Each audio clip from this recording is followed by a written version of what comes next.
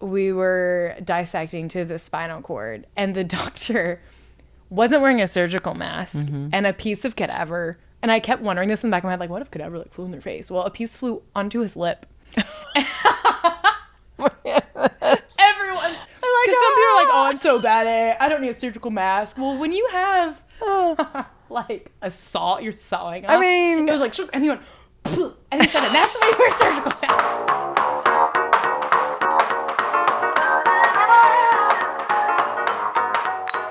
I went on pins and needles for this episode because I was telling Renee that what we're about to unfold before you has been rolling around in my brain the last 2-ish months or so. Because once upon a time, in an era called the early 2020s, aka last fall of 2023, I did a series of cadaver labs, which for those of you who don't know what a cadaver is, it is a deceased person. Cadaver lab is human dissection where people donate their bodies. Yes, people donate their bodies to science. For this reason. Yep, for this reason. And to use I decided to sign up for continuing education units for my particular job in the healthcare field that deals very specifically with the musculoskeletal system. Right. I decided to sign up for cadaver labs. Which I always thought, oh, wow, she's doing that. Very mixed emotions. Okay, but there's a friend of mine posted about it on Facebook and tagged me in it. And I've always wanted to do one, you know? Like when I was in school. You're just kind of creepy that way. A little bit. Yeah. I mean, my former roommate had Wednesday Addams as my profile picture for Netflix. So, you know. I was also told that I remind someone of a Christian version of Harley Quinn, which I don't know if that's a compliment or an insult. Yeah, you don't want to go there. That's bad. But I guess the redeemed version. I like the redeemed version. Yeah. But Cadaver Lab was one of the most fascinating experiences of my entire life. So is it okay if I go into... I think you should because, okay. I mean, we've brought it up in conversation several times because it's so fascinating. And it's, go ahead and then we'll talk about it. I'm going to give some... disclaimer, some kind of graphic descriptions. So if this is not your thing, if this makes you squeamish, cut it off now. And you will understand where we're taking all of this. So just hop on along for the ride. Right. I didn't really know what to expect aside from people's body parts and, you know, dissection of the human body. Right. But I was always curious what was on the inside of somebody. Because I had spent all of school studying the kinesiology, the anatomy, and you want to know, what are these tissues like? Yeah. What are the, you know, the nerves, the blood vessels, the muscle tissue? How does it feel? What does it look like? Because a textbook just does not accurately depict it, nor does YouTube. So I walk in, and you're given, like, you start off in this lobby, right? Where it's like warm and fuzzy. It's almost like it feels kind of like relaxing. And it's this, you know. I'm ready for my manicure. And they go over this PowerPoint and they're encouraging you after the lab that, you know, once you go into the lab and finish to touch warm, fuzzy things, to go outside, to eat things colorful. And I'm thinking, okay, this is a little extreme. Yeah. And we walk in and it's freezing cold. So you're wearing scrubs, you wear a lab coat, you double glove, you can wear surgical mask. Yeah, though not everyone does. The really seasoned human dissectors. And you gear up and you look over to your left and there's like an entire thorax and legs, arms. Like, it was a strange sensation at first because, okay, like you go to a funeral and sometimes there's open casket, but that's like the very preserved, you know, I don't know how to describe it. It's the preserved best version of yourself dead. That's very true. Which is never good. Felt a little peculiar. At first, it's like your brain has to do this switch. Like, so we go in and the teacher is absolutely incredible. She is this anatomy teacher who's also a yoga teacher. So she's this great combination of incredibly scientific yet empathic, and had 90s music playing.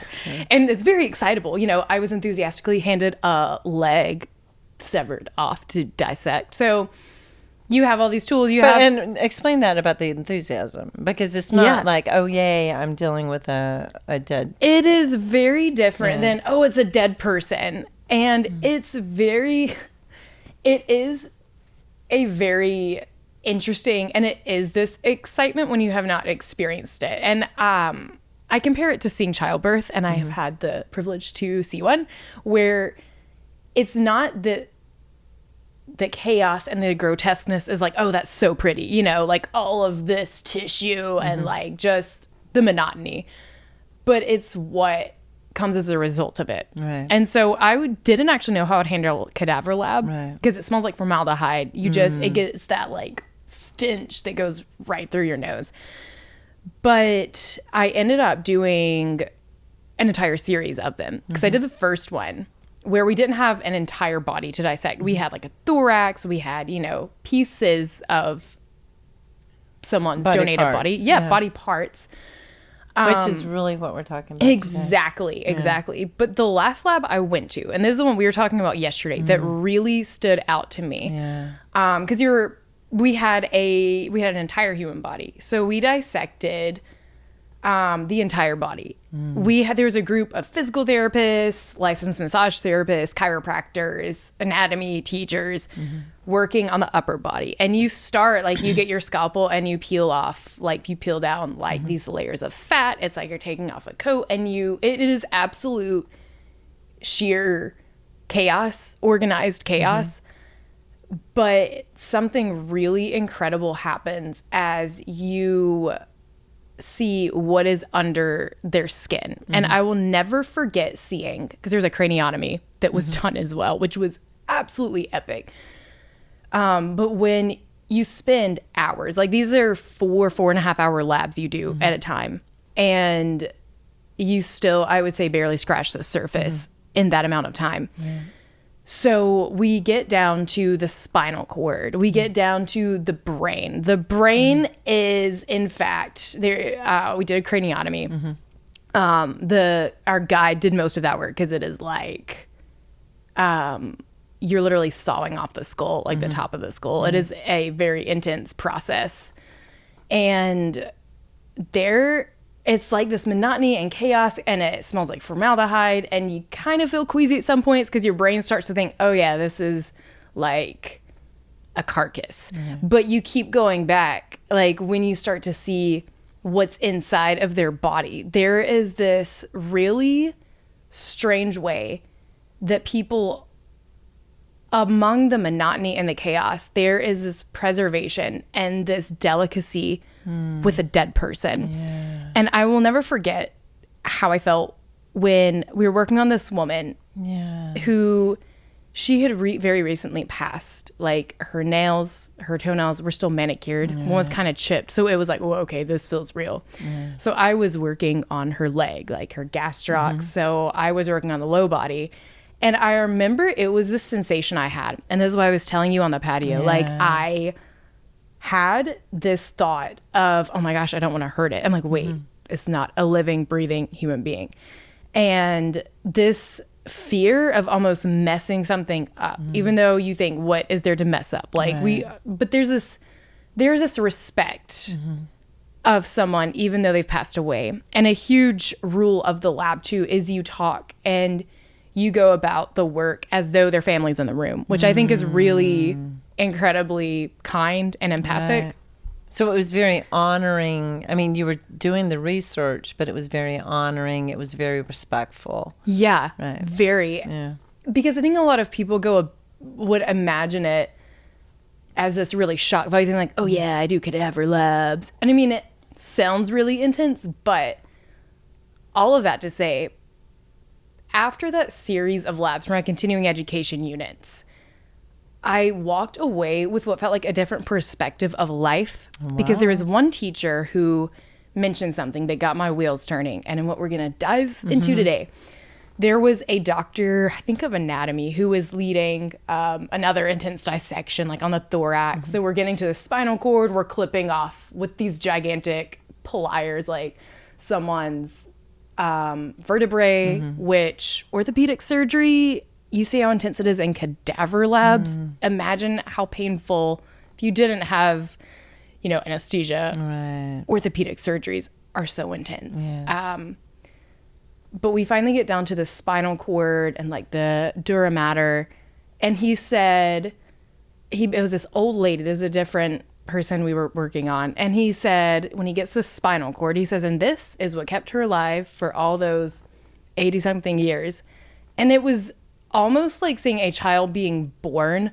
Like, whoa, there's this beauty, because you realize the body is so fragile, yet so resilient. Right. So, Cadaver Labs then got me thinking about the way we respect dead people. Yes. Why? Like, and we started talking about funeral homes, how we honor the dead, how we, throughout history, you take care of the dead, according to your culture, but it's always with respect. Every time you walk into a funeral home of any given thing, there's a hush, there's a quiet, there's, because you're respecting the living, but you're also honoring the dead. And not that, we're doing Chinese worship or anything, right. But you know what I mean. So we were going through that, and we were talking about that. And then even today, I was with my chiropractor, and I was thinking about the honor and respect that he treats me as a client, just very quiet, and he'll explain some things, and I'll ask him some questions, about the way my body's working or not, and what's going on with it. And but there's a sweet kindness and respect that we get from, the majority of medical. Like, if you don't get that from your medical professional, unless he's or he or she's a fantastic doctor, run for the hills, because you don't want that. Obviously you want somebody who's grounded in education, but you also want somebody who treats you like a human. And then we were talking about that, and then we got to thinking about the dating pool. Yeah. Yeah. How we actually have this more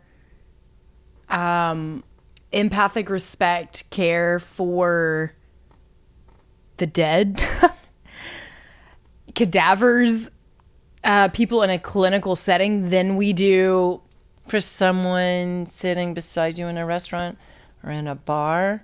The dating scene. Dating apps. The dating apps. Maybe someone's DMs on social media, that fire emoji, or that. And you think about, a husband or wife situation being ditched for, even porn, but actually going out and living out the porn with the neighbor down the street or something like that, and vice versa. And how little respect we have for a body that is living and breathing, has soul, and yet we will take precious things from them, and like their body parts, we see them as that. We see them as body parts, but we'll also take this precious thing, whether, and I, this is going to be a little graphic, but, where you actually are made one, and the way that people are made one, and you will do that, and then you won't know their name, or you'll be so drunk you don't remember, or you do it flippantly because someone bought you dinner or you bought them dinner, and this is what they owe you. AKA sex. Sex. Yeah. When that's one-nighters, exactly what, how you describe I guess in the medical world they call it like their bedside manner. Yeah. That, and the way in which in these labs, I'm thinking, here is this person who is not living, they're not breathing, their soul, even an anatomy teacher, there was interesting discussion on death and what do you believe the soul is in the body? And they said, no, I believe the soul leaves the body and is no longer It's obvious because, you go to a funeral, you see a dead body. It's like obvious. A shell. It is completely obvious. So there's there's this twinge of, this is a human being. And ultimately, I think these things tug at our spirit, because whether people like to admit it or not, we are spiritual beings just having a very brief human experience on earth. Eternity is home, Right. but something happens when we die. Yeah. And yet we treat, and this is the whole point behind this, and we're going to talk about it more, is we treat cadavers better than we treat the person sitting beside us that we're going to take home or go to a hotel with, and cheat End up on treating like a cadaver. and treat like a cadaver. Yes. Because something treat like what we think a cadaver, like someone who's dead, but like they're actually treated better. That is in the cadaver lab than we treat somebody that we pick up for a one-night stand, or we treat the loved one in our lives, or not even the loved one, the person in our lives. It's like we forget that what makes the person so attractive, so appealing, is actually the spirit and soul within them. But obviously the, quote, beauty and body parts, as I call it, is what we focus on. Yes. And that's like the compliment. But on Instagram, I think it was 2 years ago, and I took this self-portrait. There was also a rather graphic self-portrait of, it was a self-portrait where I depicted myself almost as like, it was like a metaphorical type picture, where I edited like bruises on my back, open wounds here. It's over the porcelain throne. And I posted in the caption the question, like, do we actually understand what love is anymore? Are we just beauty and body parts, the tasty but perishable things that aren't going to last forever? Like, build your own on a menu or something. Are we just clickbait? Oh, say that again. Are we just clickbait? Whoa. Are we just... Spill the tea. Yeah, because I was just thinking about this. A friend of ours has been in this fundraising contest on Instagram now. I don't know anything about it, but our dear birthday girl, Lily, does. And she's had to go through all these levels to make it. And there's an ultimate prize. It's a reputable place. And they're earning money for a reputable foundation that this dear person has investigated. So it's all up. So, but you have to go through these categories. So she's made it to the 3rd level. Now she's on the 4th level. So it's kind of like survival meets fundraising meets Instagram. So she is on the 4th level, just got on there. And our friend's a Christian. She's a modest woman who is married, happily married, and will not, do things for clickbait. Now, she can be provocative in her views because she's very strong, and that's a beautiful thing, So this 4th level, Lily was talking to me. It was just last night. She goes, you know what they did? They introduced all these new women into this new level. And I went, I'm going, I kind of not listening to her. And then I'm going, well, wonder what that would do to this contest. She goes, it's so like she's not going to win. And I said, why is she not going to win? She did so well in the first 2, by raising money for this great organization, or awareness of this organization. She says, because all these other girls are just going on there. One's naked. One's showing, all of them are showing skin, except for her. And she's not going to get the click. She's not going to get the click. Why was she wearing a sundress instead of a bikini thong? Exactly. Or anything. So, we are messed up. And somewhere down the line, we know where a moral code comes from. How to instill that in a society that doesn't believe, in the Lord God Almighty, I have no idea. But there are atheists out there who have codes. And this is kind of off the wall, but I remember going to the March for Life, and I know I've mentioned it before, but I saw Atheists for Life, and they're actually at a pro-life march? The pro-life? No way. And I applauded them, one, having been an atheist, but I also get it. Because seriously, if we only have one time on this earth, why would you want to take that away from another, what you think is tissue? But that tissue, given gestational periods, is born into a fully formed human being. And that tissue, one minute before it's born, fully human. So why would you want to do that? So, there are plenty of atheists who do have a moral code, however they get them. So the deal is, why are we feeling this? Why is the moral code screw somebody for the night and leave them in the morning? Treat them like a cadaver. Treat them like clickbait. Why is that? I mean, I know there's the enemy. I know all that. But, I question the same thing in the sick twister world that's called 21st century dating. And the sad truth is that even among supposedly Christ-following people, that's the same behavior. Not in everyone, but there is sex. This... Yes. Are these really, really high expectations? But yeah, sex. I mean...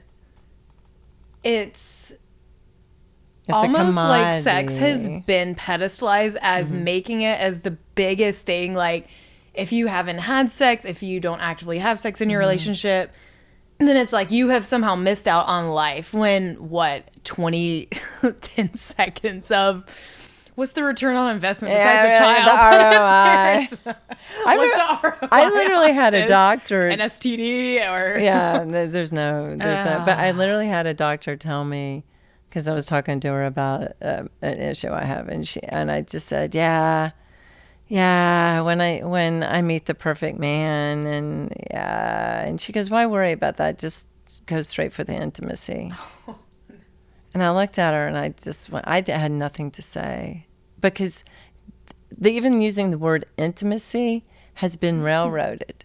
Intimacy means sex now. Yep. I mean, it's used on erectile dysfunction, adds ED, and they'll use it instead of saying sex. They'll use it when you want to have intimacy. Yes. And so it's been even commandeered.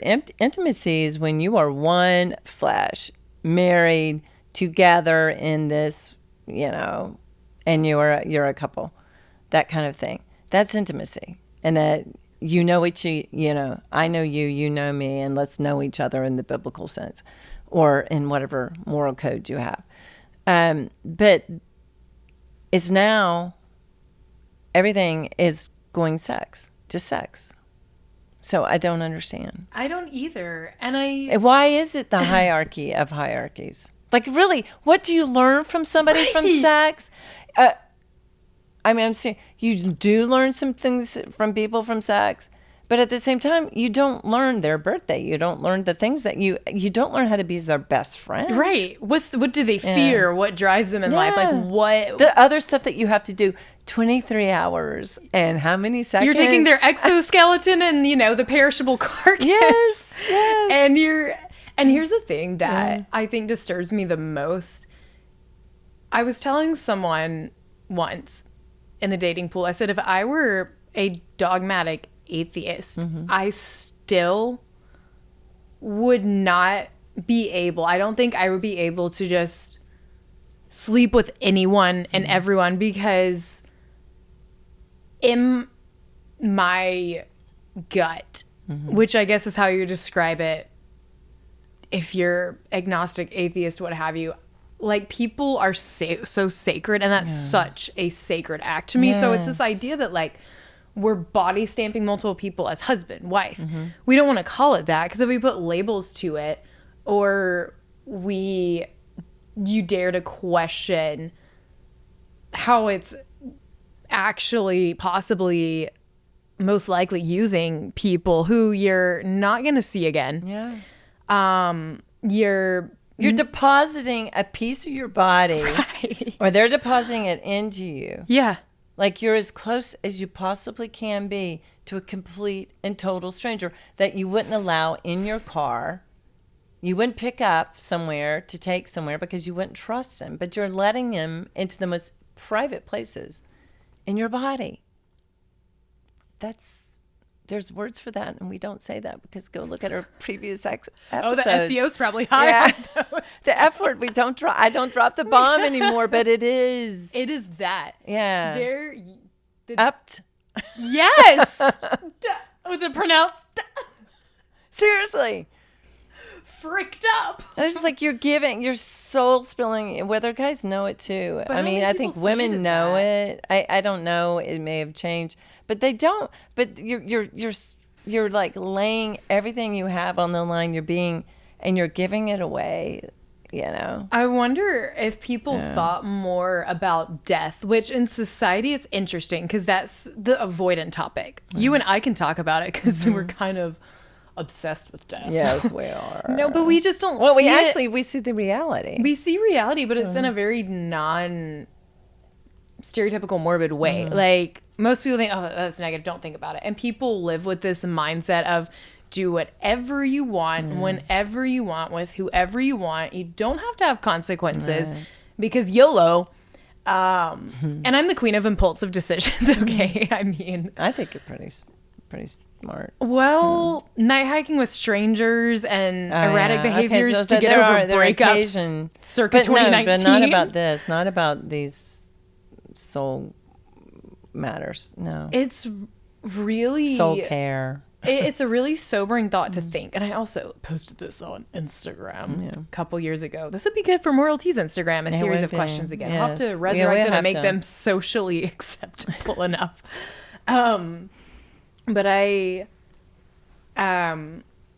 was talking along those same lines of just asking what people's definition of loving someone was. Like, I totally lost my train of thought too.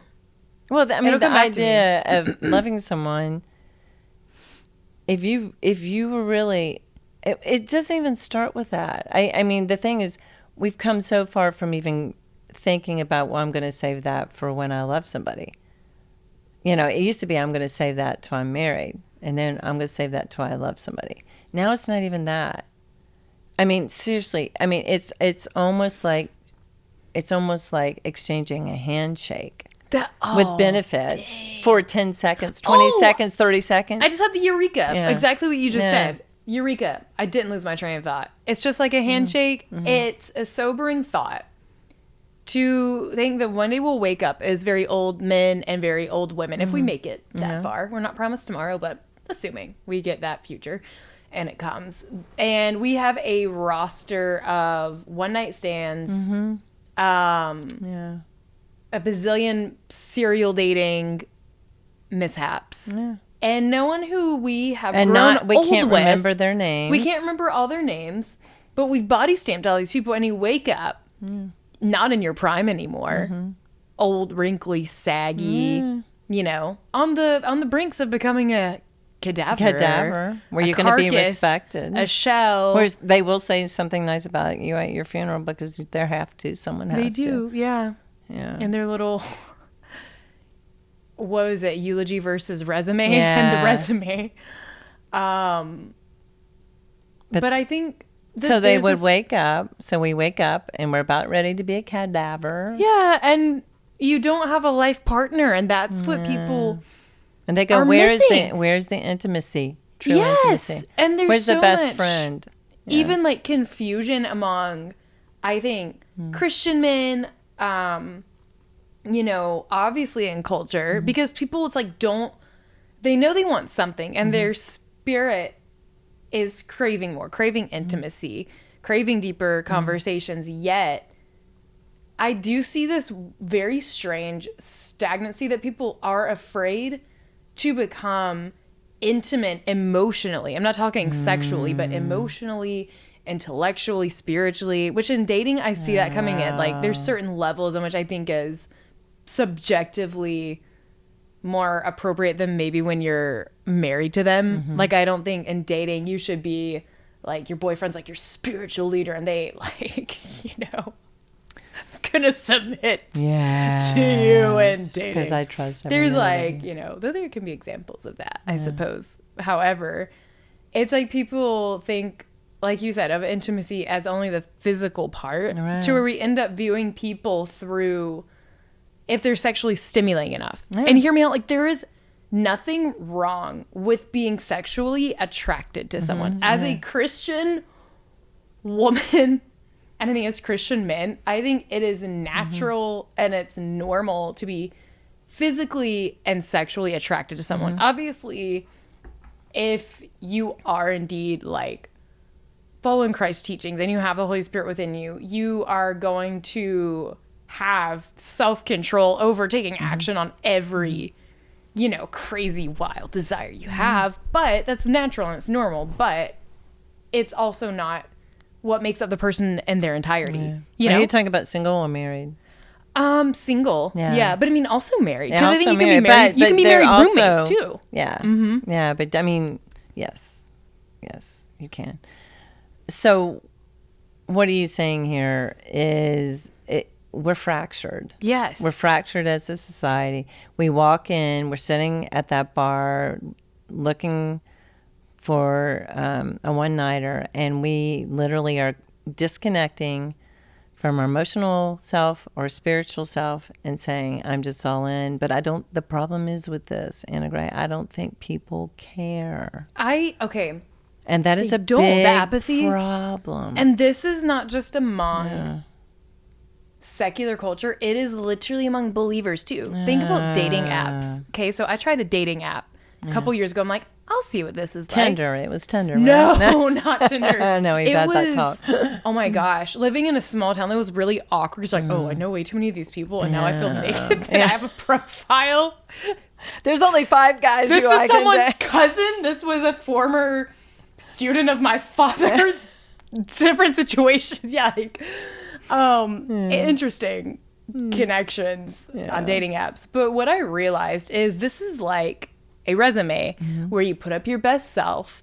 And even as I was swiping, I felt convicted, so convicted, because I thought, and this was my moment, my turning point where I was like, I'm done with this. I'm never having coffee meets bagel or Upward or really cringy dating app, Christian dating app ever again. Because I realized as I was swiping, I know nothing about these people. What if I met them in person and I'm basing this off of literally a picture of them? I know nothing about them. I've never talked to them.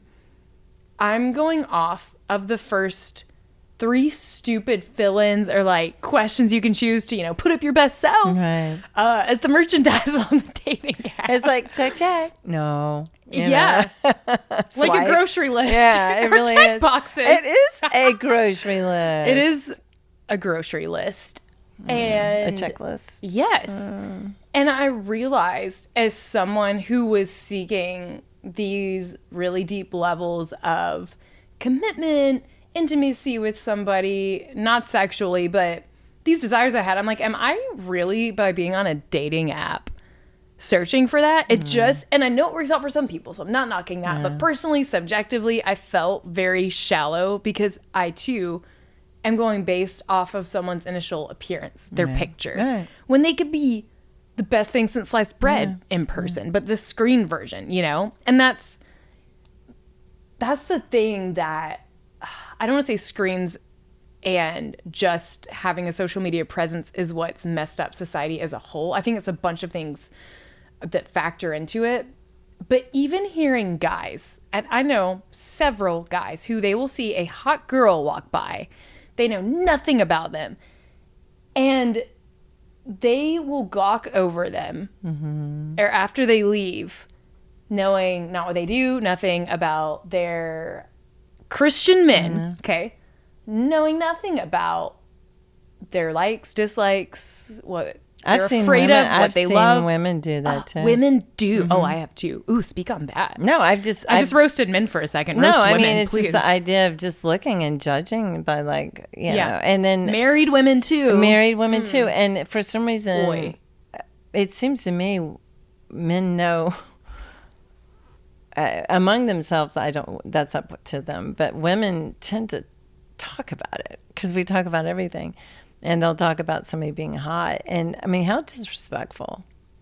You know, like I still remember, and I think I brought up in sometime else, taking my children, my adult children, each of them out for lunch and noticing other people looking at them. And it drove me up the wall. It was just like, it wasn't me wanting to protect my kid, but I was like, don't just judge them on the way they look. Like there's so much more to them. It's like you've only gotten, you've barely even scratched the surface, you know? And that's the thing, because you like... Well, I mean, but now how do we distinguish that? Because, there is such a thing. Attraction, you need attraction. But, how, you know, I mean, I think we need to get back to the thing. What about it when the people don't care? The apathy? I mean, the deal is... Are we talking about secular culture or Christian culture? I'm talking about both. Yeah. It's just like they're in it for the quick thrill. You know, there's nothing we can do about that.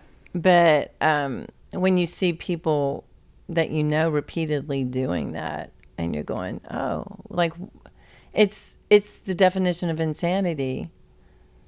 Or you see people who supposedly have these super high values, great character, and they choose these toxic people. And I can say that as someone who, for a period of my life where I serial dated my brains out to try and get over a breakup several years ago. And that works so well. It works so well. You know, missionary dating is just the greatest just way your thing. to refracture your soul. I'm waiting on the brain. book, right? Yeah. But or the app, missionary. But dating. it was also, even though I wasn't having sex with these people or even being physically intimate, it was this, I loved and I craved the chase, the validation. It filled in something to my brokenness. Yeah. It filled in something to this part of me, this really deep part where I did not want to feel like rejected or abandoned. And because I felt that from just in different ways in my life, I didn't realize until I literally wrote a monologue to this guy I was going to meet at a bar. And I didn't, I planned to go, I'm like, oh, it's a drink. It's fine. I'm not going to get hammered or anything. And it was like, I felt this Holy Spirit force field before I could even get out the door. That was like, do not go don't do it. Like, I couldn't do it. And this is what broke the serial dating saga in however many years ago.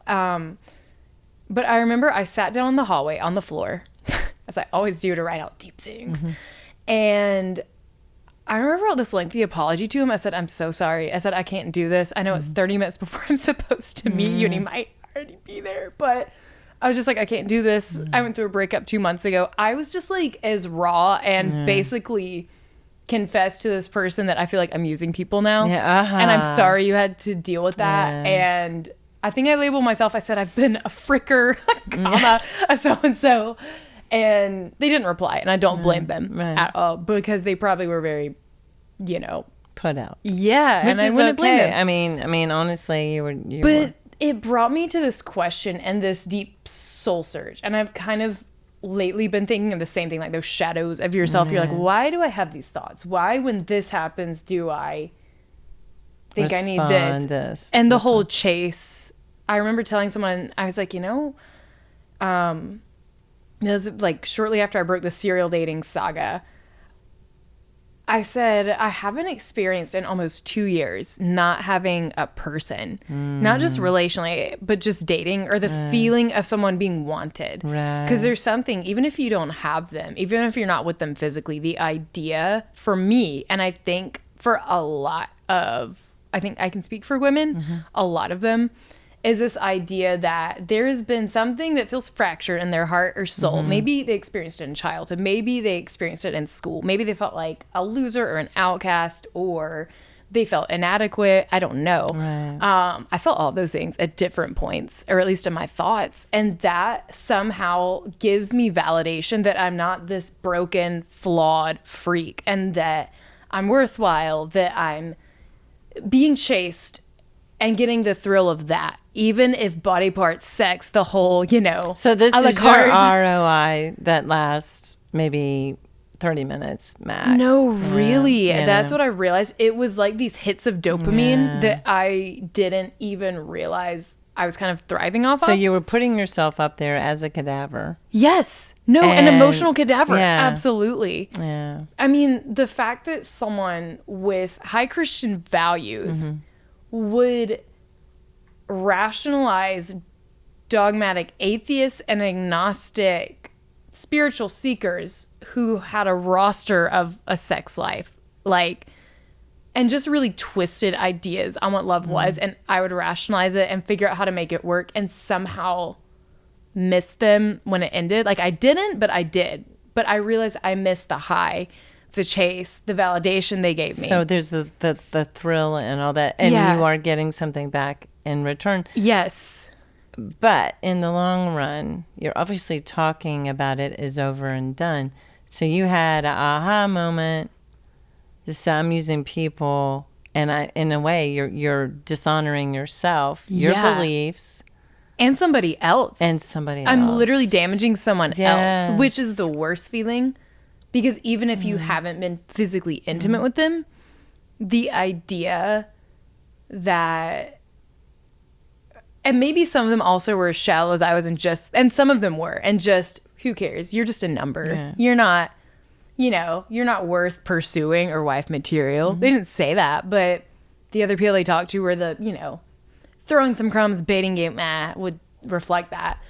But the idea that there were a couple who, like, I knew were really, really serious, and I knew that I wanted to see if there was something there, but I wasn't fully, like, in it, and realizing I was literally the same toxic traits I hated. And that's the only way I can maybe compare it to, like, sex culture, in my small scrapings of the emotional side. But I think a large part of it is it's like getting likes on Facebook and Instagram, or when someone compliments you, that, like, warm, fuzzy feeling, even if you're like, oh, no. And it's short. Yeah, but it's a hit of dopamine, and you want more, and then you want more, and then that's not enough, and you want more, But, and I loved what you said, the idea of disrespecting the other person. We've as a society, we've lost respect for people. We've seen it. I mean, we saw it in the COVID lockdowns and just the way everything was handled.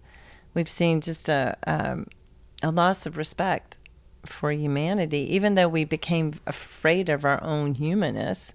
That's we became true. So afraid of dying. Wear a mask down there. And we needed that. We needed to be reminded of our deaths. Our guys, it's not if, it's when. Yeah. Unless the Lord comes back, it is when. And we all say if. And I'm sorry.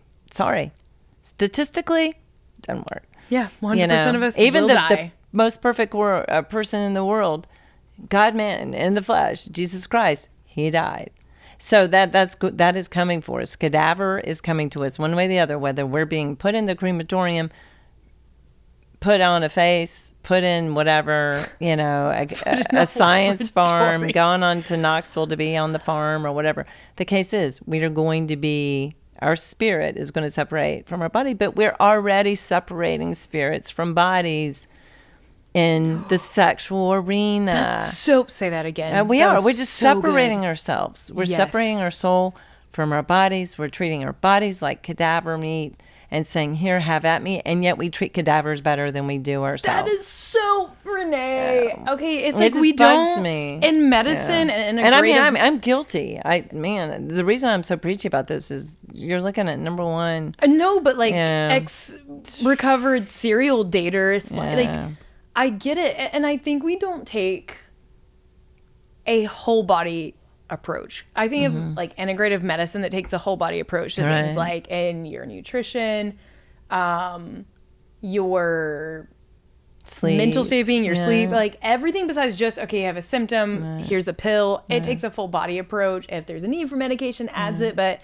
really is looking at the body functioning as a whole. We also should do the same thing in the love life arena. Not even just that, though. I think people in general. Yes. Because people's DMs, what people say to each other publicly, or I don't want to say just catcalling women, because I see women, flirtatious with men. Like, and we're talking people in relationships who are married, and it's as if someone is just this pretty object, a pretty shiny thing. Yeah. I think the pet.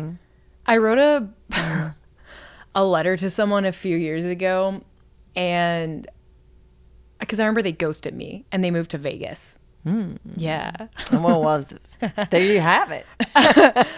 Well, in a portion of that letter, I remember I wrote it in pencil and was going to give it to them, but then they ghosted me, so I couldn't go to their house to give it to You just can't give a letter to someone who's ghosted. So I then texted it to them.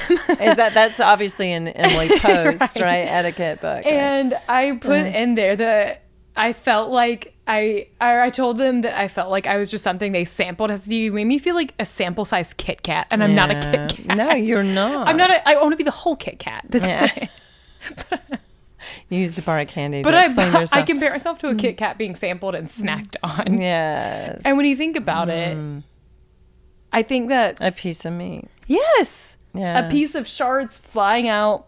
There's this moment when in the lab we were dissecting to the spinal cord and the doctor wasn't wearing a surgical mask and a piece of cadaver. And I kept wondering this in the back of my head, like, what if cadaver flew in their face? Well, a piece flew onto his lip. Everyone's,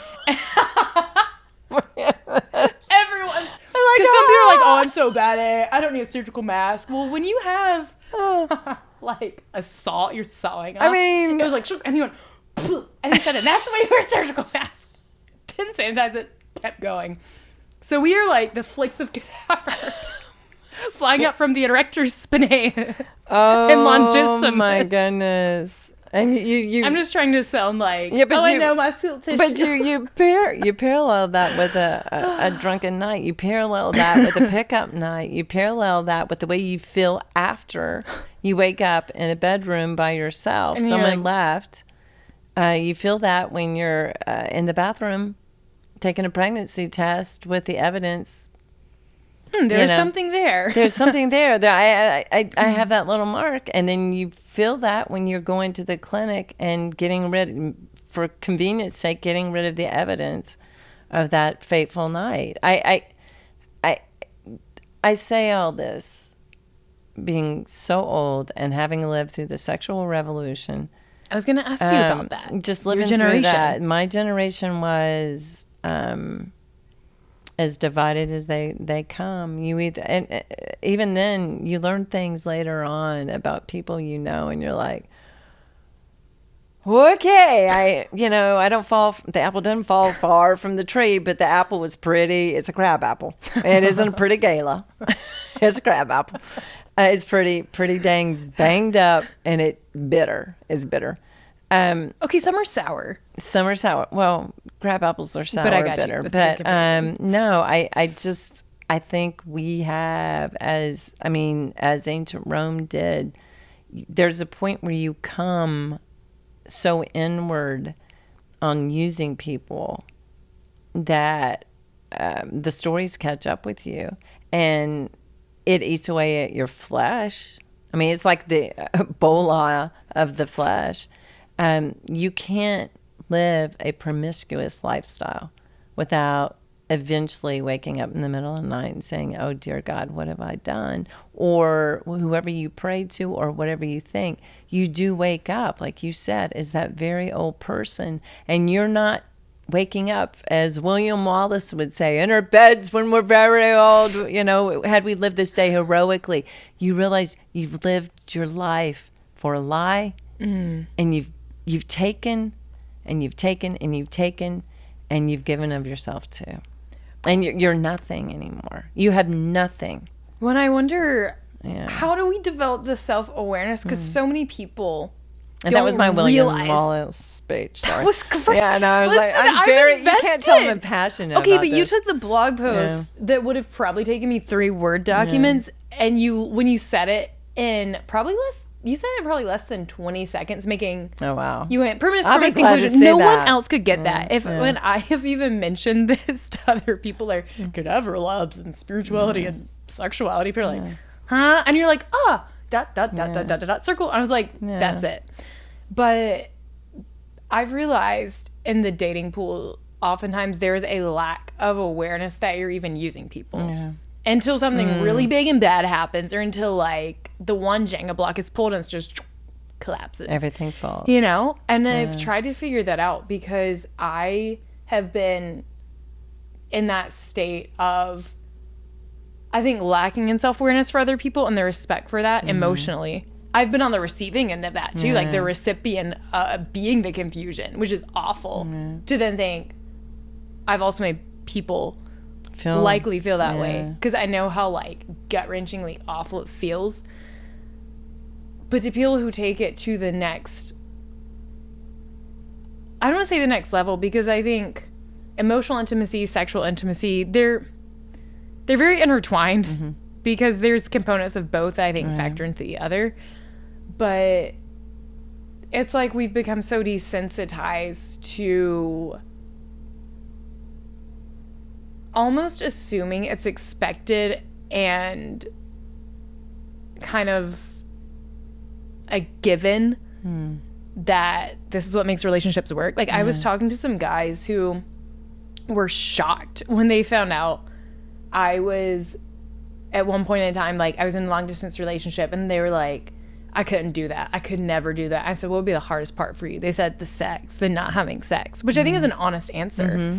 But that tells you the crave for society, because like, what are we really craving from sex? Obviously, like, yes, it's a sexual feeling, but ultimately I think people's soul is wanting connection. It's wanting intimacy, but it's using it in all the wrong ways. It's like a strong-willed child who doesn't know how to use their emotions properly. It's coming out in all these different ways, but it's not that's the bad part. Not that I'm condoning sex, but the desire for connectedness, the desire for intimacy. Well, I mean, in the end, and I've said this before, in the end, you end up, like you say, an old person. But in the end, if you're married, if you're single, whatever, you end up old and you want a best friend. Right. You know, I mean, that, and if you're one of those who get to stay married all your life, as my sister did to my brother-in-law until he passed, they were best friends. I mean, yes, they had amazing. Sometimes she'd tell me, I'm like, Robin plays TMI, baby, TMI. Rated but R. I was like, just don't tell me. But no, they were best friends, because that's what so sustains you through to 26 months of cancer. Because what made guess them what? best Life, friends? What did would you mind like sharing about their relationship? Make them best friends. Like what? I would think my sister had a standard. I did not. I'd had a standard and I gave it up because I closed my Bible at 16 and picked up Cosmopolitan. And I wanted to live by the Bible of the Cosmopolitan woman. You know, do what they do. She chose differently, and she had standards and expectations, and they both did. And I mean, yes, they had their rocky moments early on, but then they realized, whoa, how are we going to treat each other? You know, they had boundaries, and they enjoyed each other's company. They fell in love. They fell in like, I know that sounds crazy, but they were best friends. They walked through hardships together, a lot of them, and they really believed, they both were very determined people. They really believed in the vow. You know, as in a marriage? As in a marriage. I love okay, that. You know, I will forsake all others. Let no man, you know, draw, what is asunder. Let nothing come in between our marriage. Now, was it perfect? She assures me it was not, but it was great. It was great. And they worked substance. And they talked. Yeah. And they were friends, and they would talk through things, and they didn't always agree, but they would talk. They did life together like we want. So I think that's the point that's missing behind this is drive-by sex. It's like we idealize the romantic part. Yeah. Even Christian people, and even if it's not just about sex, I was talking to a friend about this the other week, actually. And she said, she was describing someone in her love life, and she said, I almost feel that he has this idealized version of what relationships should be. Yeah. And she said, I was telling him, they're not perfect. Yeah. Like, you're going to have hard conversations. Yes. That happens after you're married. It's not like this forever honeymoon phase where it's butterflies and, you know, vomiting out butterflies. And that lasts, what, chemically 26 months or 18 months? Something like that. Whoa, chemically. Ooh. And then it wears off. That is like, there's this idealized version for the romantic parts. And when that starts to fade, or when raw, honest conversations, or seeing someone at their worst, like, what if they get sick? Or what if okay, after a run, I'm disgusting. I smell bad. If I don't have on makeup, or first thing when I wake up in the morning, oh my gosh, I don't think my eyebrows even exist. Like, I'm not my idealized version. And don't even talk about breath, right? Don't even talk about. You know what I think you're talking so about is maybe this is it too. We don't want to get to the worst case scenario with other people. Yeah. We just want to see them at what we think is their best. Yes. And my sister and my brother in heart were willing to go the road and see each other at their worst, at their best, work at it.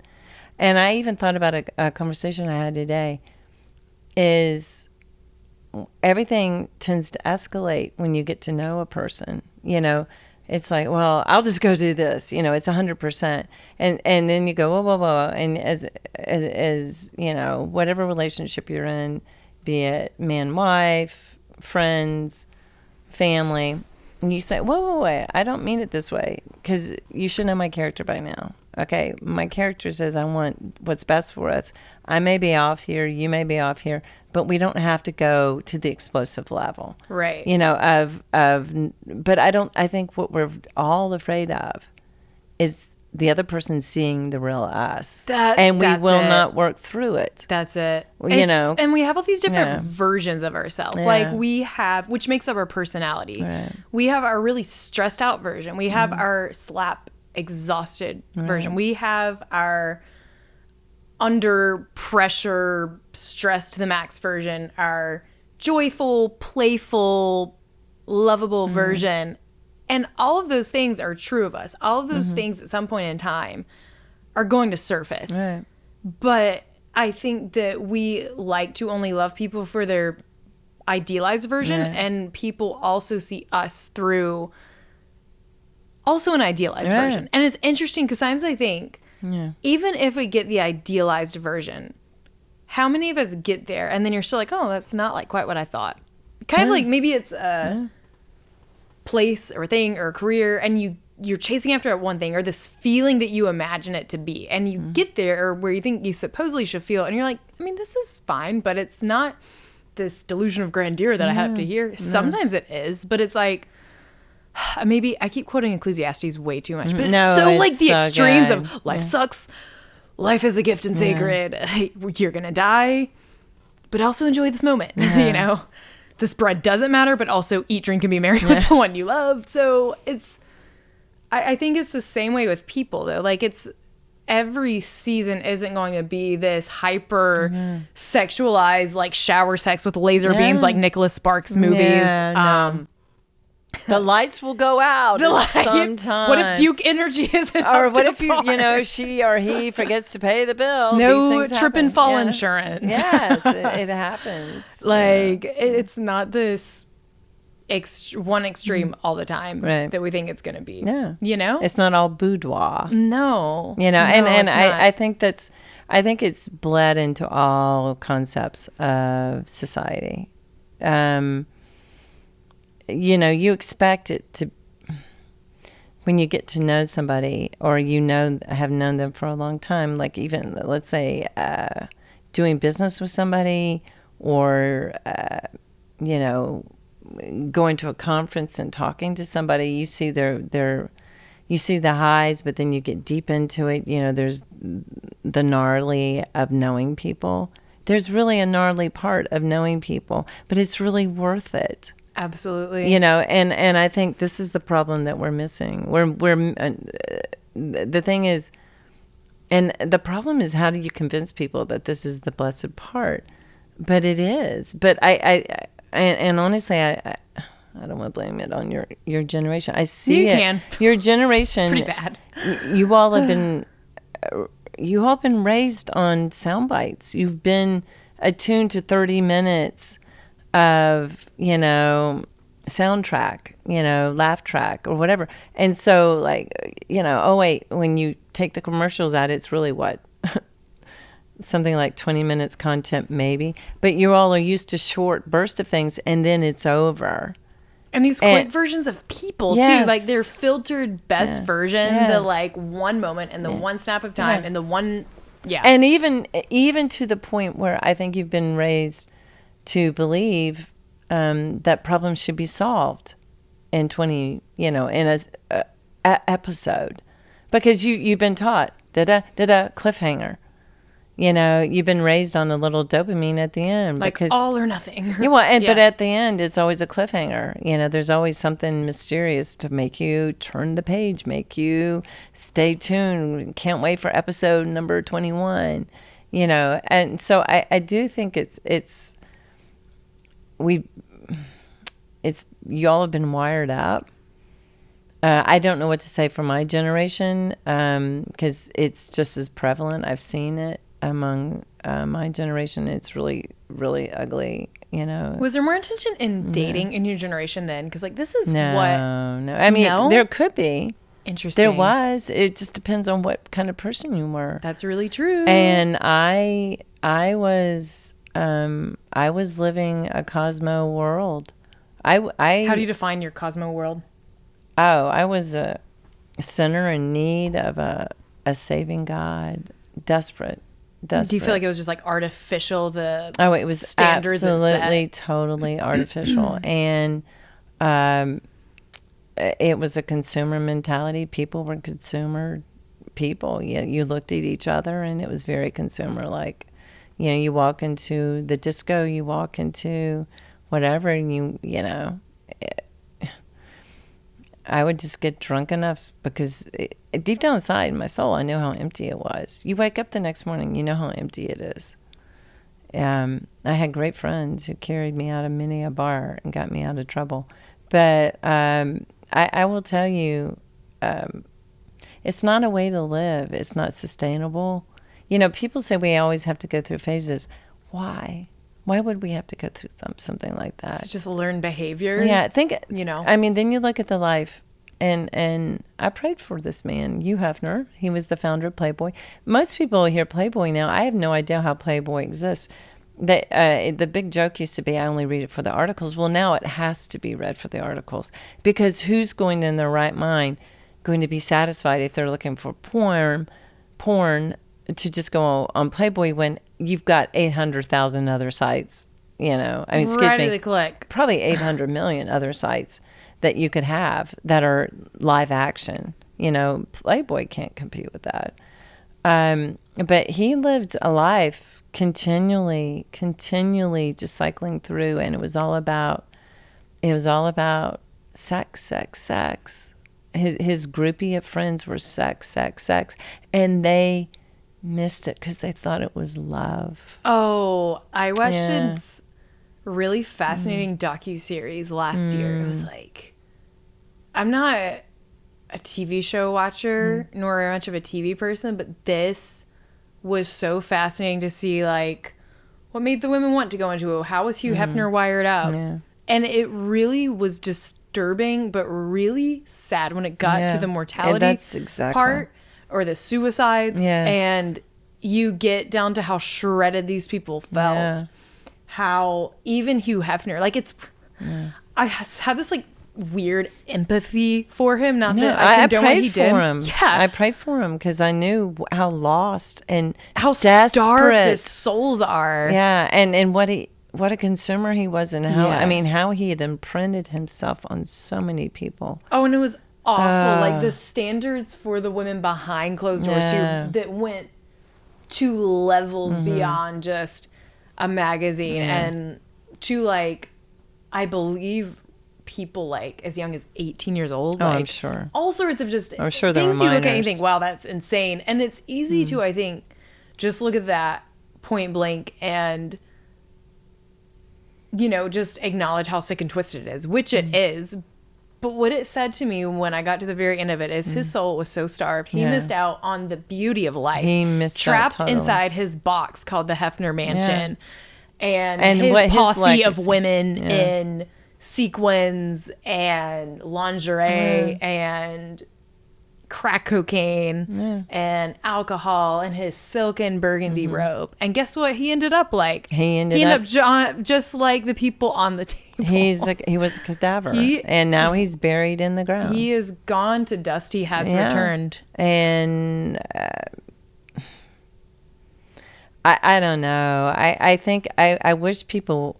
Maybe what needs to happen is people walk through this. A new sexual revolution? A new sexual revolution. And they walk through this and they go, okay, I'm attracted to this girl. I'm attracted to this guy. We go out. We have a couple of drinks. I tell you, and I say it again, do not drink if you want to keep your virtue, because drinking... Like on the dating scene? If you're married, knock yourself out, go have drinks and things like that. But if you're not, if you're on the dating scene, don't drink, you lower your standards. It takes away the inhibitions in your mind. There's a zillion reasons you shouldn't be drunk with a guy, let alone drink with a guy. Even one drink can relax your standards. Ooh, that's good. You know, I'm sorry. I'm real hard-nosed on that. And I've told my girls, I said, don't do it. Don't ever do it. I mean, it's up to them. But I said I wouldn't advise it. So, but maybe we need to walk through that. I drink. I have 2 drinks. I end up in his room. Then what? Then what? Then what? We start kissing, you know, and you take it down. You keep going, and then... But what you gotta remember is what happens the morning after. You know? And to those who don't, I don't think there's actually people who deep down don't care. Even down to those who are agnostic atheist. Because I asked someone a few years ago when I was like... Everybody has feelings. Everyone does. But it was interesting because I was missionary dating. And just... the things that we're not talking about the position when she says that. We are talking about, what are we talking about? You were dating guys who were not believers. That is right. Yeah, and with the idea that you talked yourself into it, that you would I thought somehow I could change them. I could somehow fix them because obviously I'm the Holy Spirit, right? Right. No, but I did. In my head, I thought, oh, because they're spiritually seeking. They're not atheists. They're curious. I shared my testimony on a 20-minute voice memo. Therefore, it makes it We're talking about Plato's cave and theology, and suddenly we're talking about BDSM and how many women they've slept with, like for real, things I didn't ask for. And I looked at them and I said, because it viscerally disturbed me, like to the levels. I think it was supposed to be this thing like, oh, here's my resume of how great I am. Yeah. You can be next with me in bed. And I was like, oh, wow. I quit counting 20 women ago, 20 guys ago. I looked at them first. I said, how do you have clean labs? That was my first question. My second, however, was because they were describing something. And I sat in silence for a moment. I said, don't you feel like you're just using each other? Because he said how he brought someone flowers and the intention was just to sleep together. He's like, but I'm a gentleman about it. I bring them flowers. That makes it all good. Yeah. But it disturbed me. Because, we also bring cadavers flowers. Yeah, I'm like, yeah, we do. Oh, Mike, say that again. We bring cadaver flowers. We bring it actually for the living. The pieces of meat. But we show our ways of respecting someone by bringing them flowers. And then, yes, but this guy did not. He was taking... Well, and he admittedly said to that question, he said, he said to me that pretty much is what it is. Like you are just... He like openly just said you are using each other. And it's just, it scratches an itch. And you move on, you know? But I think as people, I think sometimes people don't wake up to the reality of it until they realize, crap, I'm in my 40s and I'm still unmarried, still serial dating. My brain's out. Why am I unhappy? Why am I unhappy? And why do I need more and more and more and like, you know, zoom in and out culture on Instagram or fire emoji. Someone's DMs on. So what do you think the remedy is here? What would you say to that guy? A moral compass, salvation. Yeah. No, but for what real. Would you say to that serial dater? I mean, he at least acknowledged his moral depravity. And well, that's when I exited the missionary dating. Yes. I said, we don't have... Well, it was interesting, though, actually, because they would have some standards. And I said, how do you have...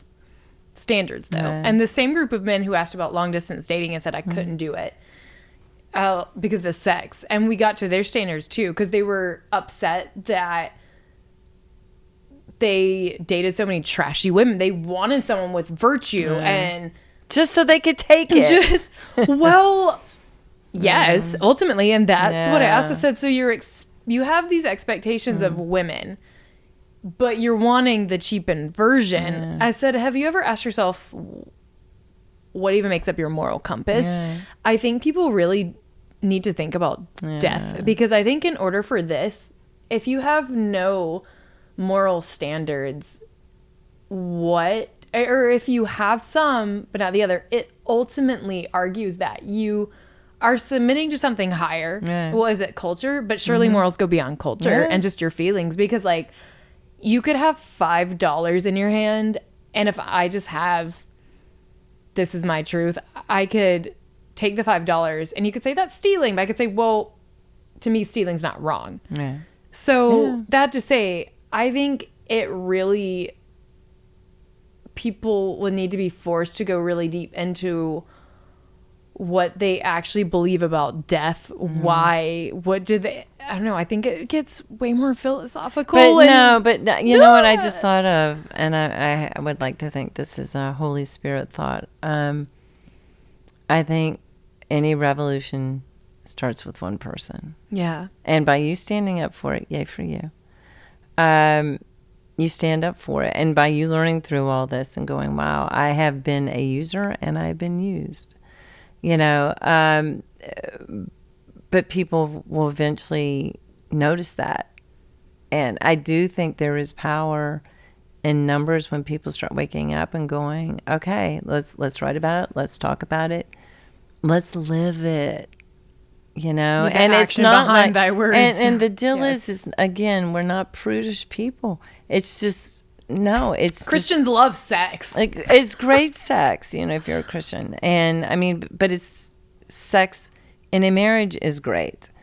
And that's where it was intended to be. And, you know, maintaining those boundaries, there's a reason. It was not because God's not wanting you to have fun. He does it to protect you from all the other things in this world, which there's every strand of STD now. You know, I talked about the shot that I'd said, wait, you want to give my daughters a Gardasil shot?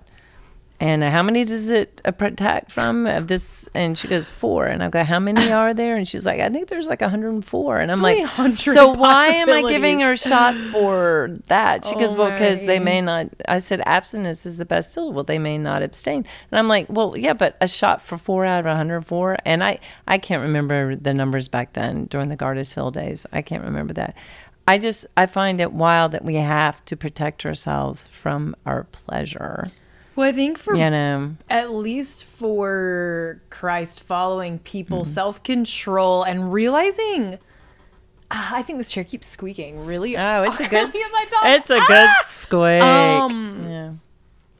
It's kind of creepy. I think it is. It's like the creaky floors of like an old house. Yeah. So I think that for at least believers, it's almost a learned behavior, and just you grow up with this idea of you don't have self-control. Be careful when you hit puberty because X, Y, and Z. And yes, all of these are very true, but people almost set you up for failure instead of actually saying that and reinstilling that, like, no, you have self-control deep in there, but you need to learn how to use it. Yes. And I think that you can learn that outside of people and just like sexual situations. And people have that, obviously, whether they're believers or not. They go to gyms. Right.